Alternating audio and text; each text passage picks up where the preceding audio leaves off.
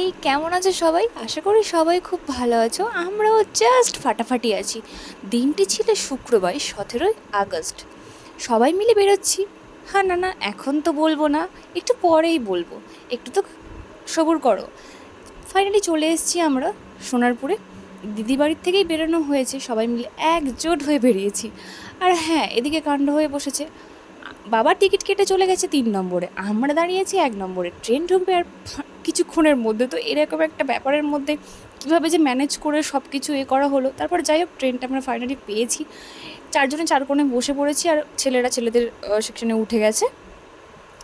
তো একটু আলাদাই এক্সাইটমেন্ট ছিল, কেন অনেক দিন পরে বাড়ির থেকে কোথাও যাচ্ছি।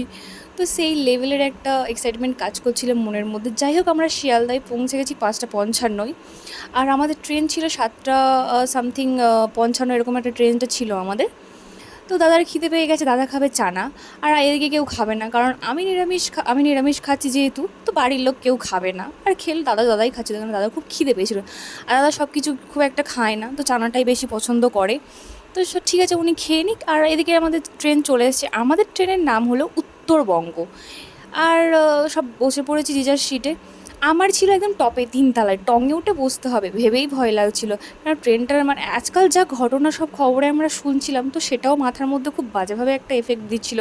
আমি সারা রাতে না সেই কারণে ঘুমোতে পারিনি ট্রেনের মধ্যে। মানে একটা ভয় মনের মধ্যে কাজ করেই যাচ্ছিলো বারবার। আরও যখন ট্রেনগুলো দুলছিল, ভাই সেই লেভেলের ভয় লাগছিল আমার। যাই হোক, এখানে একটু ফটো সেশন হচ্ছিলো। তো ফাইনালি আমাদের ট্রেন ছেড়ে দিয়েছে গাইস। তো চলো যাওয়া যাক। আর হ্যাঁ, এদিকে আবার ভিডিও চালু করে দিয়েছে। এর তো যখন তখন ভিডিও চালু হয়ে যায়। বাই দ্য ওয়ে, ওর একটা ভিডিও ইউটিউব চ্যানেল আছে আর ফেসবুক পেজও আছে, সুপ এক্সপ্লোর। গিয়ে দেখতে পারো। ও কিন্তু খুব ভালো ভালো ভিডিও বানায়, সত্যি নিজের বলে বলছি না। এত সুন্দর ভিডিও বানায় যে আমি না সারাদিনে কতবার যে ওর ভিডিও দেখি তার কোনো ঠিক নেই। আমার দারুণ লাগে, আশা করি তোমাদেরও ভালো লাগবে। প্লিজ চ্যানেলটাকে গিয়ে সাবস্ক্রাইব করো, আর লাইক শেয়ার করতে কিন্তু ভুলো না। যাই হোক, টঙে উঠে গেছি আমরা, দাদা ওখানে বসে আছে। আর এই আমার খিদেও পেয়ে গেছে, কেন সারাদিন আমি সেই সকালে টিফিন করেছিলাম আর ভাত খেয়েছিলাম, তারপর আর কিছু কারোরই খাওয়া হয়নি যেহেতু। তো মাকে বললাম যে আমাকে দিয়ে দাও, কেন আমার খুব খিদে পেয়ে গেছে। তো এখানে একটা সবজির তরকারি ছিল, নিরামিষই ছিল, আর রুটি ছিল। আর রুটি খেতে কিন্তু আমার আগে দারুণ লাগতো। ছোটোবেলায় আমি কত রুটি খেতাম, আর এখন তো ভালোই লাগে না। তো যাই হোক, খাওয়া দাওয়ার পরে রাতেবেলা তো ঘুম আসেইনি। আর একেবারে মানে একটু চোখ লেগে গেছিলো, সেই 4টের দিকে চোখটা লেগে গেছিলো। আর উঠে যখন চোখটা আমার ঘুমটা ভাঙলো, তখন দেখলাম যে ভোর হয়ে গেছে। ভোর ওই কটা বাজে, 5টা 5:30 মতো বাজে।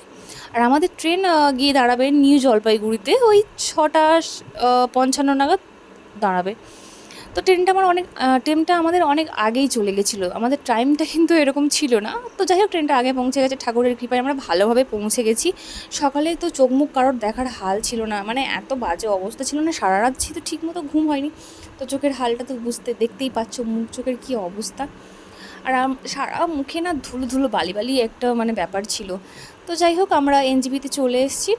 ওই তখন বাজে 6:20 এরকম বাজে, অতটা মনে নেই, তবে এরকম একটা হবে। ভোর ভোর আমরা পৌঁছে গেছিলাম এনজিপিতে। আর কত লোক দেখো, আমরা একাই নয়, অনেক লোক ছিল ওখানটায়। থাকবে, সবাই বেড়াতে চলে এসছে। আর কোথায় যাচ্ছি বলো তো, আমরা এবারে বলেই দিই, আমরা যাচ্ছি দার্জিলিং। আমার অনেক দিনের ড্রিম ছিল যে আমি দার্জিলিং যাব। জানি না এটা কার কারা হয়, বাট আমার দার্জিলিংটা ছিল আমার খুব ফেভারিট জায়গা যাকে বলে। তো যাই হোক, ফাইনালি আসতে পারবো কখনো ভাবিনি। তো থ্যাঙ্কস টু মাই ফ্যামিলি। আর ওই যে আমার বর মশাই, ওরা থাকলে হয়তো যাওয়াই হতো না। ওই উদ্যোগটা তুলেছিল, সবাইকে বলেছিল যে চল ঘুরে আসি। তো ফাইনালি এনজিপিতে পৌঁছে গেছি। আর আমার মা বলছে ওই দেখ টয় ট্রেন দাঁড়িয়ে আছে। তো আমি বললাম না মা, ওটা টয় ট্রেন না, ওটা নকল খেলনার। আসল টয় ট্রেন তো আমরা দার্জিলিং গিয়ে দেখতে পাবো। তো যাই হোক, এরকম একটা কথা হলো। তারপরে সবার খিদেও পেয়ে গেছিলো খুব বেশি, কারণ অনেকটা আমরা লং জার্নি করেছি না। তো সেই আমরা 7:55 ট্রেনে উঠেছিলাম, আর নামলাম এই 7টা কি 6টা, অনেকটাই লম্বায় ছিল। আর যেহেতু আগের দিনকে আমি নিরামিষ খেয়েছি, তো আমার মনটা চাইছিল যেন একটু আমি আমিষ খাই। তো যাই হোক, ভিডিওটা কন্টিনিউ করতে থাকো, প্লিজ দেখতে থাকো।